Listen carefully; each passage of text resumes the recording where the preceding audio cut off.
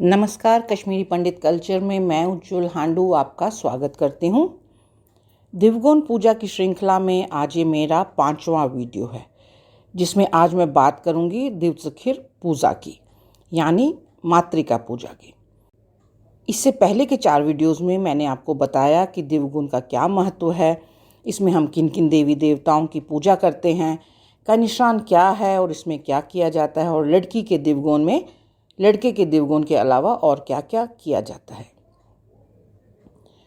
तो आज के वीडियो में जानते हैं कि दिवचखिर पूजा क्या है, इसमें हम क्या क्या करते हैं और यह हम क्यों करते हैं।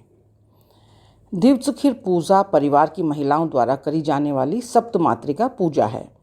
दिवगुण के दिन इस पूजा का विशेष आकर्षण रहता है। इसमें परिवार की सभी महिलाएं जैसे माँ, दादी, चाची, ताई और उनकी बहुएं सम्मिलित होती हैं।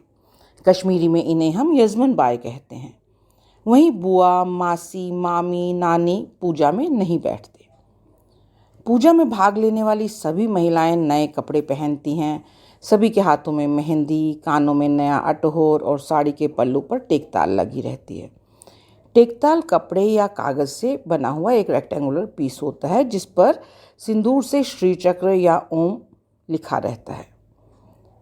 अन्य सभी महिलाएं यजमान बाई को पश्तो और मुबारक करते हैं। उनकी नज़र उतारने के लिए उस समय इज़बंद भी जलाया जाता है। अब शुरू करी जाती है दिवचखिर पूजा। इस पूजा में हम जिन सप्तमातृकाओं की पूजा करते हैं वे हैं अनुमति, राका, सिनीवाली, कुह, धात्री, सर्वेश्वरी और अन्नेश्वरी। ये वैदिक कालीन देवियाँ हैं।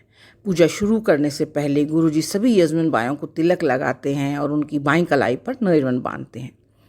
जहाँ एक ओर यजमान बाई पूजा के लिए बैठ जाती हैं, तो वहीं दूसरी ओर बुआ पूजा के लिए खीर, मोंगवोर, सचोर और वोपलहाग बनाने में लग जाती हैं।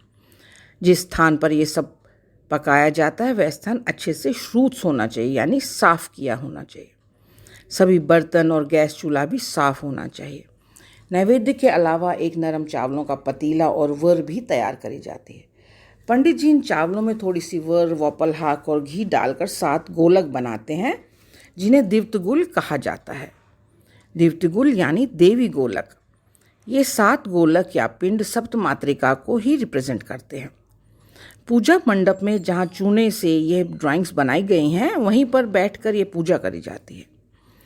घर की वरिष्ठ महिला पंडित जी के निर्देश अनुसार षोडश उपचार से ये पूजा करती है।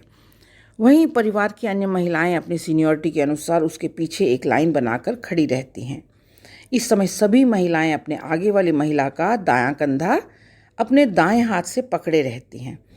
इस तरह एक दूसरे को पकड़े रहना एक तरह का सिंबॉलिज्म है, जो कि इस बात को दर्शाता है कि सभी महिलाओं ने मातृका पूजा करी। तो इस पूजा में हम सप्तमातृकाओं का आवाहन करेंगे, उन्हें आसन देते हैं, आचमन कराते हैं, अर्घ्य अर्पण करते हैं, पाद्य यानी कि उनके हाथ पैर धुलवाते हैं, फिर स्नान करा के उनके नए वस्त्र अर्पण करते हैं, तिलक लगाते हैं, प्रदक्षिणा करते हैं और फिर अंत में आरती करते हैं। आपने देखा होगा कि सभी महिलाएं अपने अपने स्थान पर खड़े होकर अपनी दोनों हथेलियों को खुला रखकर दोनों हाथों को ऊपर की ओर खींचकर दाएं ओर मुड़ते हुए 7 चक्कर लगाती हैं। यह ईश्वर की परिक्रमा करने को सिंबलाइज करता है। परिक्रमा हमेशा क्लॉकवाइज करी जाती है, यानी पूर्व से पश्चिम की ओर, यानी सूर्य की गति के समान हम परिक्रमा करते हैं। अब हमें मातृकाओं को नैवेद्य अर्पण करना है। सप्त मातृकाओं के लिए 7 कटोरों में नैवेद्य रखा जाता है। पहले हम मिट्टी के बने टोक का इस्तेमाल किया करते थे, लेकिन आजकल स्टील की डिबिया में नैवेद्य रखा जाता है। नैवेद्य में खीर, सचोर, मोंगवोर और वोपलहाक रखते हैं।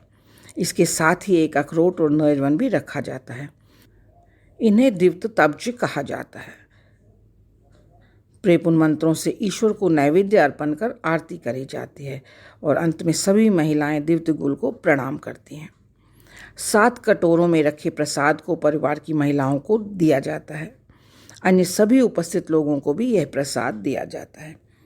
इसी के साथ दिवगुण समाप्त हो जाता है और सभी को कलश लव और कलश ढूंढ दिया जाता है। तो यह था मेरा आज का वीडियो। आशा करती हूँ आपको पसंद आया होगा। आप इसे लाइक और शेयर करें और मेरे सभी वीडियोस को सबसे पहले देखने के लिए मेरे चैनल को सब्सक्राइब करें और बेल आइकन दबाना ना भूलें। एक नए वीडियो के साथ जल्द ही आपसे दोबारा मिलती हूँ। तब तक के लिए नमस्कार।